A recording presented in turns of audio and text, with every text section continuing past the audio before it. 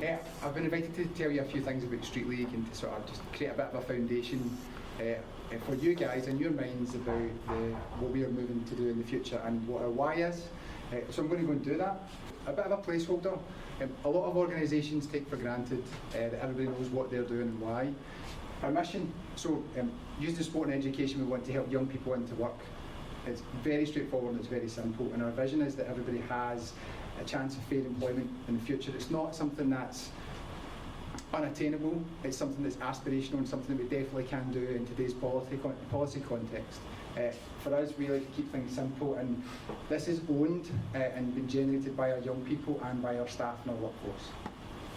Our model has three parts to it. Again, we don't want anybody to take for granted what we know and believe works. We have sport, we deliver education, and we have employability. Those three things working together creates a significant value proposition for every young person that comes through our doors. 1 in 10 young people today will spend their life not in employment at all, and we don't think that that is acceptable. And the problem is systemic and it's far-reaching. A bit about our future. We've got some real ambition over the next wee while. We've got 5 pillars or 5 strategic goals that we're looking to drive forward. We're looking to increase our reach by up to 25%. Somewhere between 3,000 and 4,000 young people we're hoping to attract through our doors. And that's not just engagement, that's about activity on programme. By virtue of that, we're trying to increase our impact, and this is one of the 2 big ones for us. We're looking to more than double our impact. We get between 1,300 and 1,400 young people into work, education and training every year, and we're trying to drive that to 2,000 on an annualised basis over the next 36 months. We want to improve our proposition. We've taken our female engagement from 4% to around 30% over the last decade.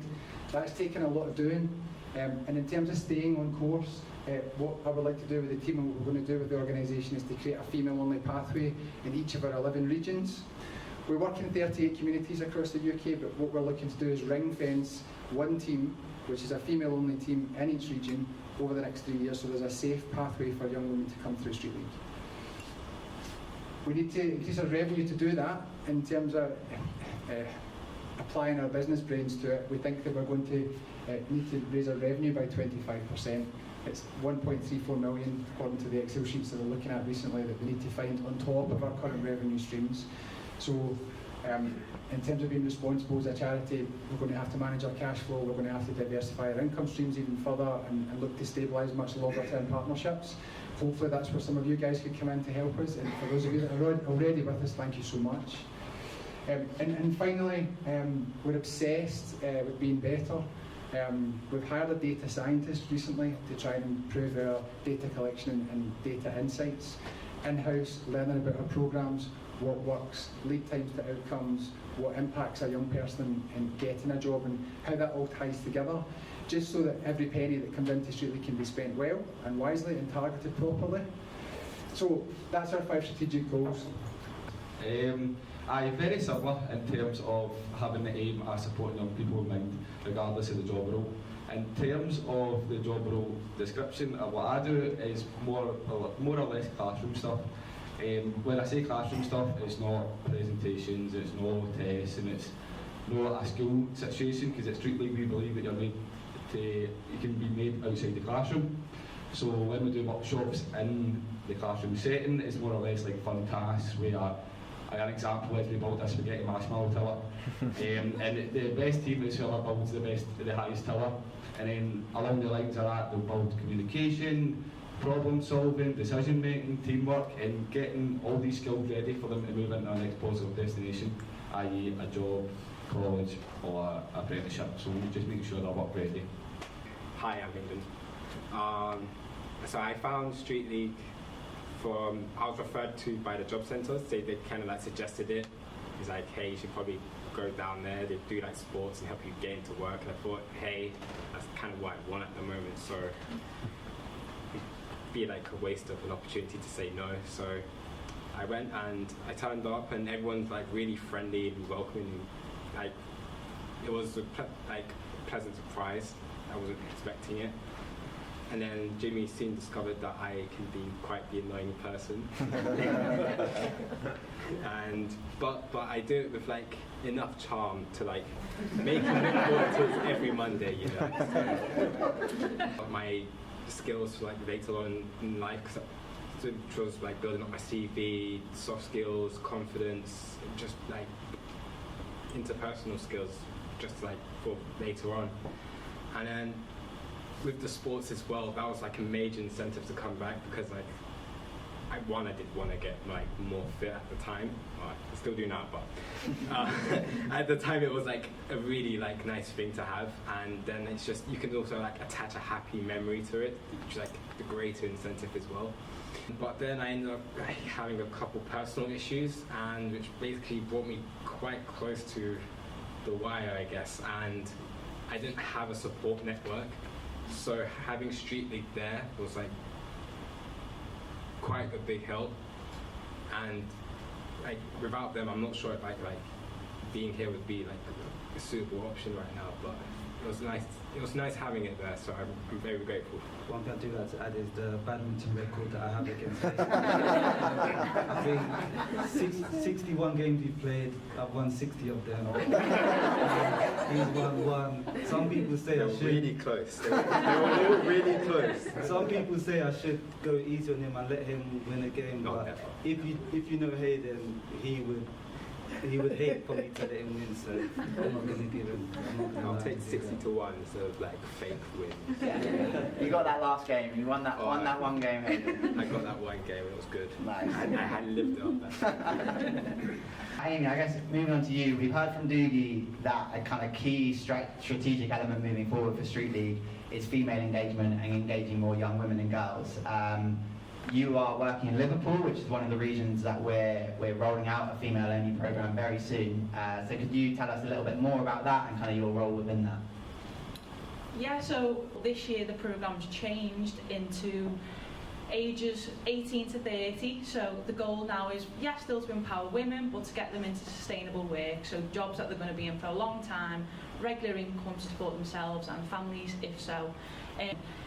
Consent, self-defence, also like digital literacy skills, things like that, and about money, how to finance, how to manage your money and things like that, that necessarily, like I mentioned before, you may not learn in school but are very important for everybody, but females also. And then the other side of that, again, because we want to get them into sustainable work, we do employability with them too. So whether that's interview skills, CVs, mock interviews, so we get employers to come in and interview the young females so that they have an idea of what an interview will be like, they've lived that experience, so that when they do go into a real one, they're more confident in themselves to really show what they're capable of. Hear a bit about your experience of kind of being involved in that. Yeah, I just want to first of all start with the funders of Street League. If it wasn't for you guys, I wouldn't be sitting here. So thank you very, very much, guys, for helping these young people and myself. The way I got into Street League, where I came in, did everything, and I was really, really shy. I couldn't even say hello to Hannah, that's how shy I was. I remember I used to be always at the back. Never used to attend, and now look at me.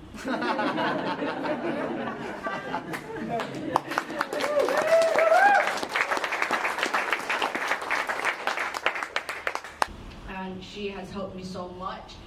And I remember I wanted to go into uni.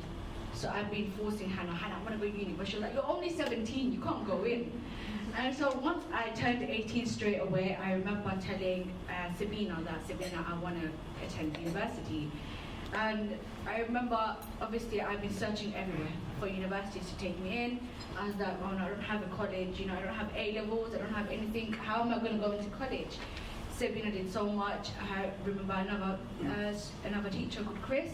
He helped me so much to improve my confidence. Sabina helped me with my employability skills, and Steve helped me with my sports skills to be active, etc. I told this to Sabina, and me and Chris, we sat every single day preparing for the interview. He gave me worksheets of a worksheet for policing. I was like, this guy's overloading my brain with policing. And after that, reading everything, I did the interview. I did the interview with the police, those 2 interviews, separate interviews that I done with the police. I didn't get a whole, confirmation that I was in. I was stressed. I was like, okay, I didn't make it. I lost hope. And I'm there having a heart attack, The police literally made me have a heart attack that I didn't go in.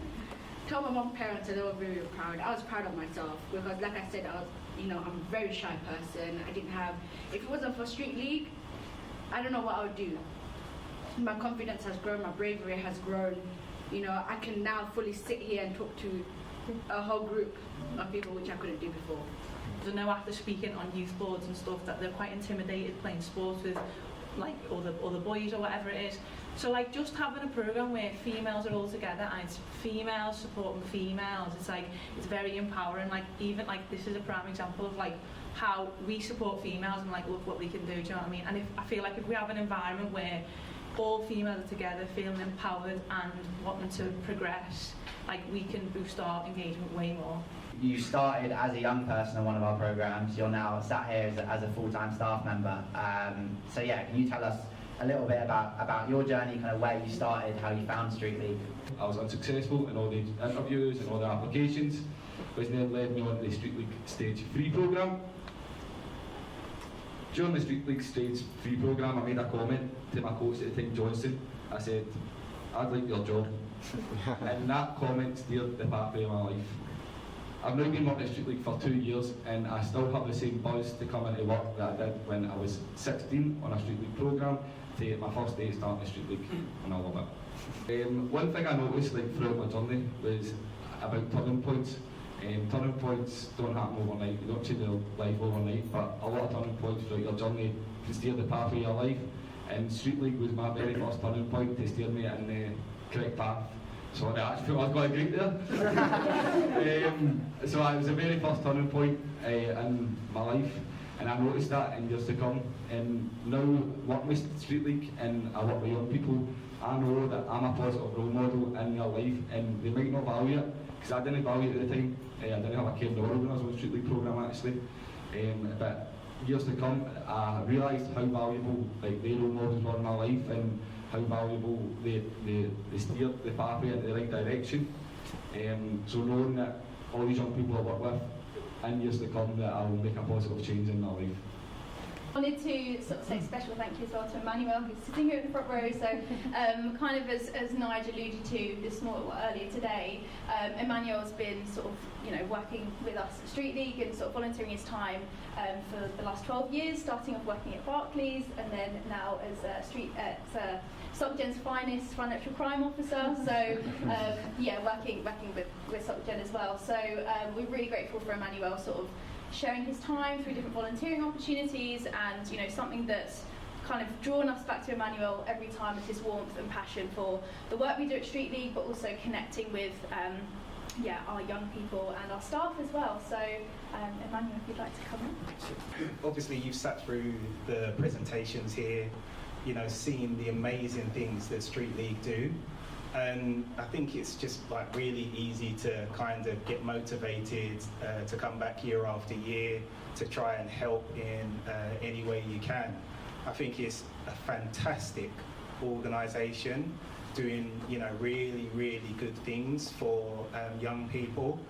I just feel like for young people as well, life is quite challenging. They have a lot more challenges than we did growing up, both in terms of employability, in terms of social problems as well.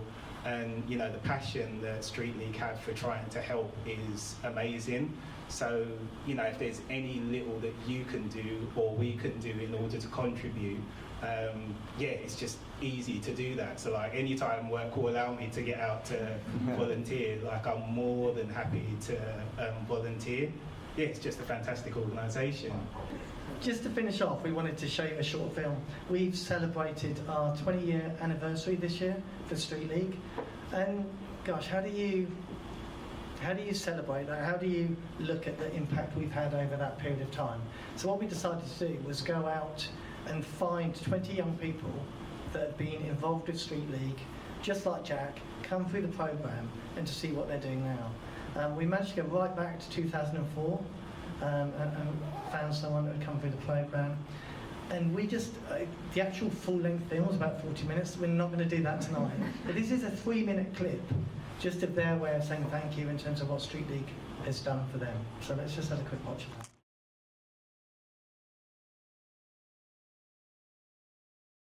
So a message to all of the current Street League staff is believe in what you're doing.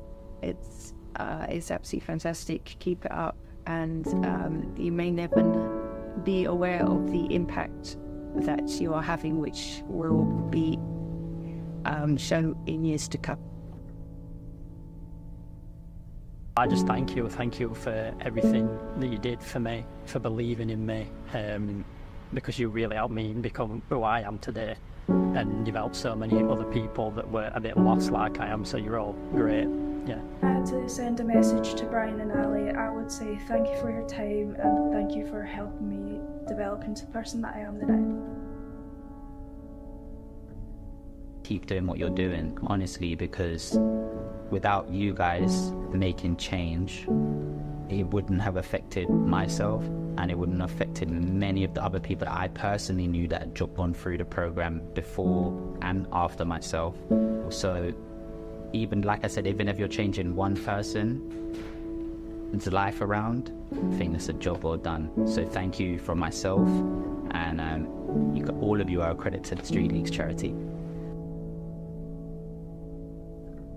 I just want to say a big thank you to Addy and Ryan because they've helped me massively in my life, and if it wasn't for them, I really don't know where I'd be right now. So I just want to say thank you to you. Adam and Ali, I probably wouldn't be here today without you guys. The work they've done for me as a person, as a friend, is so important. I could go on for hours and hours and just bluff on about how good the guys are. But in all seriousness, thank you so much. You have changed my life completely. Thank you for my time at Street League and for helping me be better than I am, or better than I was when you first met. And I appreciate everything that you've done. What I can really say is thank you, really. Yeah, thank you for giving me this opportunity to be here. And I've been here for 4 years, as I said, and ever since I liked it here, so if it wasn't for Street League, I wouldn't be here. Yeah, so I'm really, really thankful for it.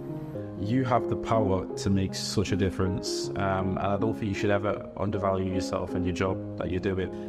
You can make a huge difference in people's lives. You know, people with no self-esteem, people who come from backgrounds that have got nothing, you know, who maybe poverty or maybe no aspects or no inspiration or no models, role models. You've got the chance to actually make a difference. So don't ever forget how important you are and how important you were in my life as well.